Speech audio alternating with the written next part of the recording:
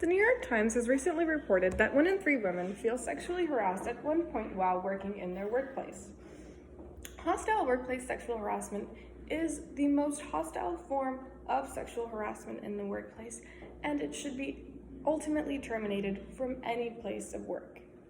First, I will discuss what hostile workplace sexual harassment is, why it is relevant to anyone working in one location, and why it is completely unacceptable.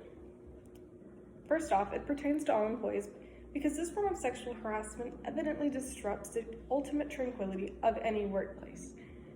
The employees are not able to perform their jobs as usual because of this evident disruption.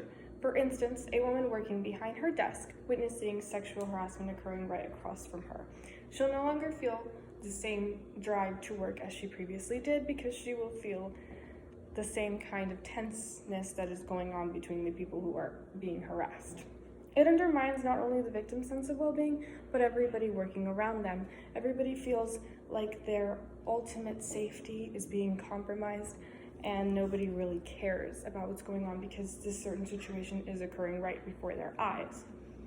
The other employees tend to feel a sense of discomfort. They feel the tenseness and the disruption of the atmosphere within them, and it kind of compromises their sense of wanting to work.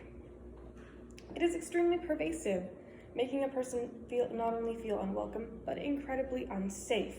For instance, a person who is sexually harassed all day at work, walking to their car, feeling the same sense of unsafety all of the time because they know they have to come back the next day to the same place where their well-being is completely being ignored.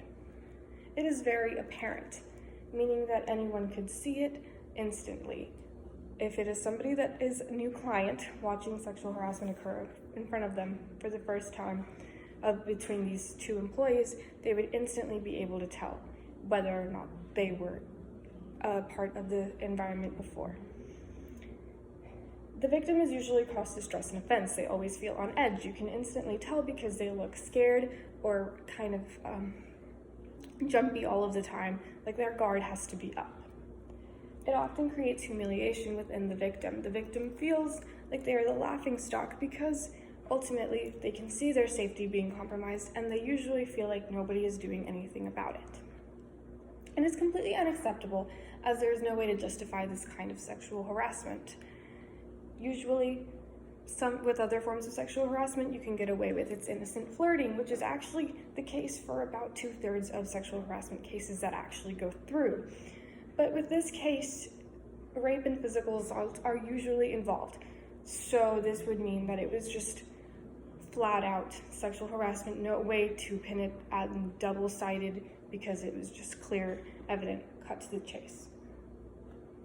There are multiple witnesses that notice something is off. So anybody can tell. Usually, obviously, if it is right in your workplace, every employee can tell. The employers can tell sometimes too, or sometimes it is just clients that walk in and out that can tell automatically.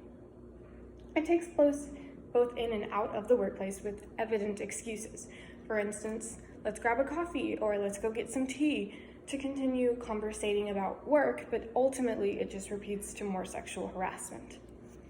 So today I discussed hostile workplace sexual harassment, the extent to which it goes, and why it is easy to identify this unacceptable behavior. In conclusion, it is imperative to note that hostile workplace sexual harassment is simply just never excusable. There is no way to pin it off as it is better than it actually is. And all points aside, it is imperative that as a part of society, we learn to identify and ultimately terminate all forms of sexual harassment, especially hostile workplace sexual harassment.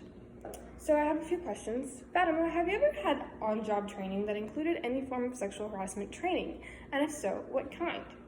Melanie, would you say one thing about workplace sexual harassment that stood out to you the most during this presentation? Kayla, have you ever seen a movie or television show that depicted sexual harassment? And can you tell us what kind? And Candace, is there anything that you would do differently if you were running a business in which sexual harassment presentations had to be mandated? Thank you and have a great day.